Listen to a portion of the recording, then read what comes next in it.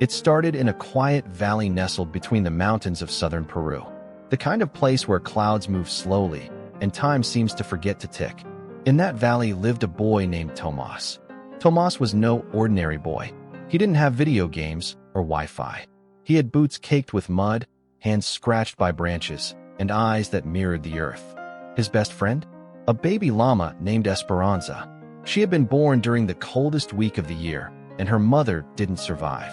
Tomas was only 10 years old, but when he saw the tiny, trembling creature, he did what no one else in the village would. He stepped forward. He wrapped Esperanza in his poncho and brought her home. No hesitation, no permission asked.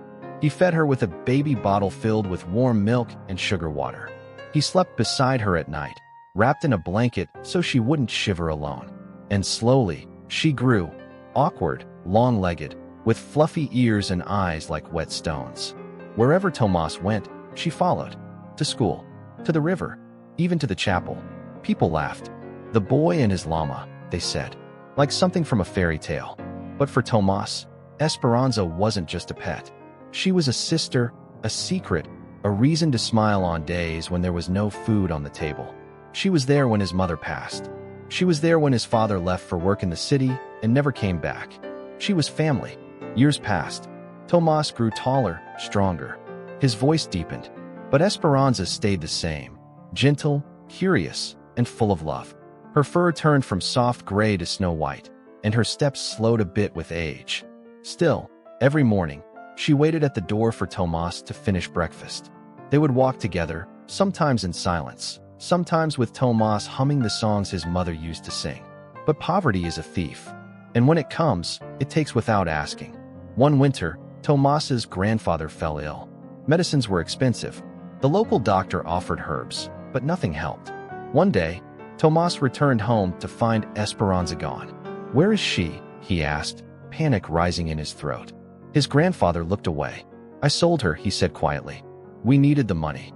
Tomas stood frozen, like the wind had been knocked out of him. "You sold her?" "She's just a llama, Tomas," the old man whispered. "She's old. We had no choice. Just a llama." Those words echoed in Tomas's skull like thunder in a canyon. He didn't cry. He didn't scream. He just sat outside her empty pen that night, staring at the stars, listening to the silence. But silence didn't last. Because that night, through the thin air and quiet wind, Tomas heard something. A sound he knew better than any other. A cry. Not human. Not wild. A desperate, low-pitched, trembling bleat. It was Esperanza. Tomas jumped to his feet. The cry had come from the northern hill, the one with the abandoned sheep pens.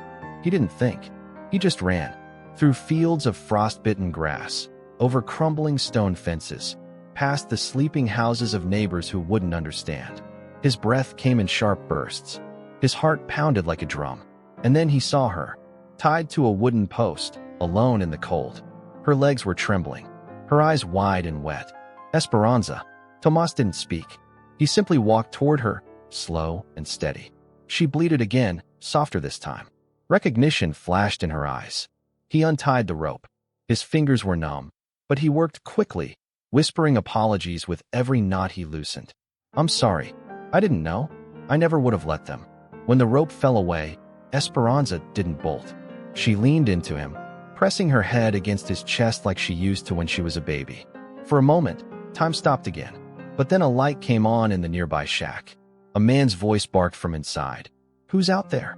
Tomas froze. The man stepped out, wearing an old coat and holding a flashlight. "You? What the hell are you doing with my animal?" Tomas stood tall. "She's not yours. You bought her from my grandfather. But she's not yours." The man scoffed. "That's not how buying works, kid." "I'll pay you back," Tomas said. "Every soul. I'll work for you. But she's not staying here." "You think this is charity?" The man snapped. "She's meat now. She'll be stew by morning." Tomas clenched his fists. "She's not meat. She's family." The man paused. Maybe it was the way Tomas stood, like a mountain had grown legs.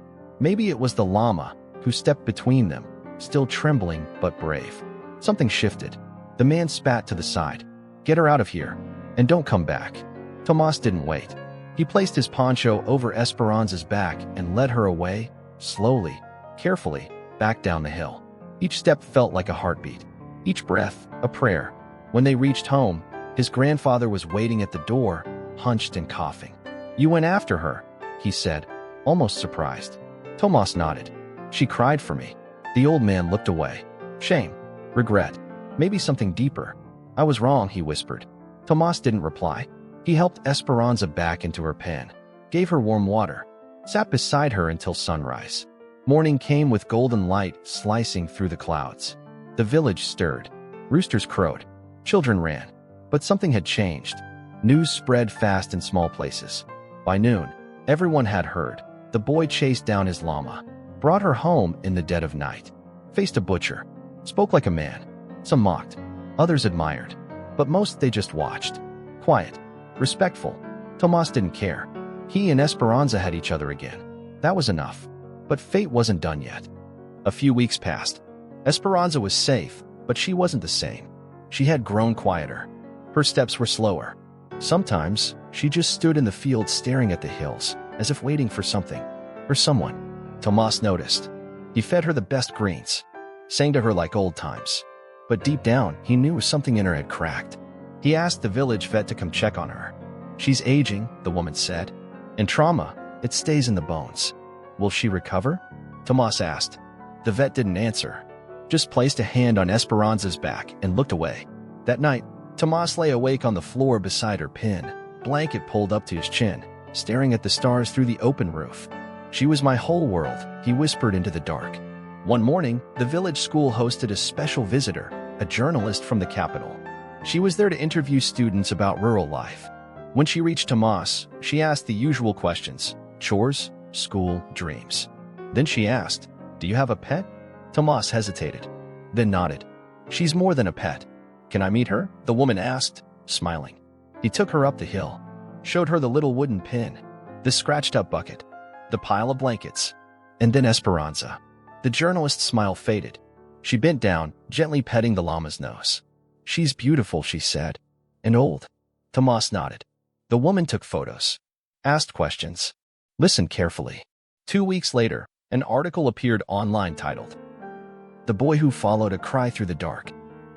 It was simple, just a story about a boy, a llama, and a bond that didn't break, even when everything else did. Then something strange happened. People started coming to the village.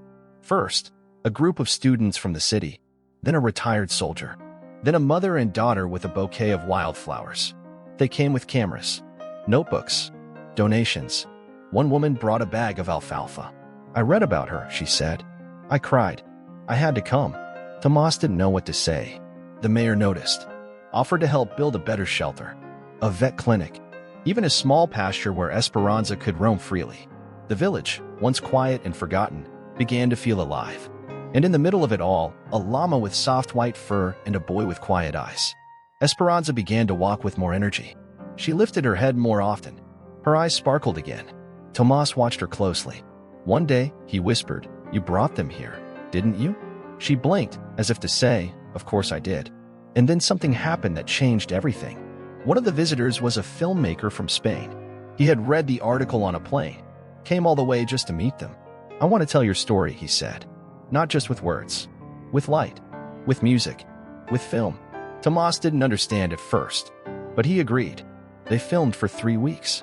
At dawn, at dusk, in the rain, in the quiet of the fields. They captured every moment: Esperanza's soft bleats, Tomas brushing her fur, the laughter, the silence.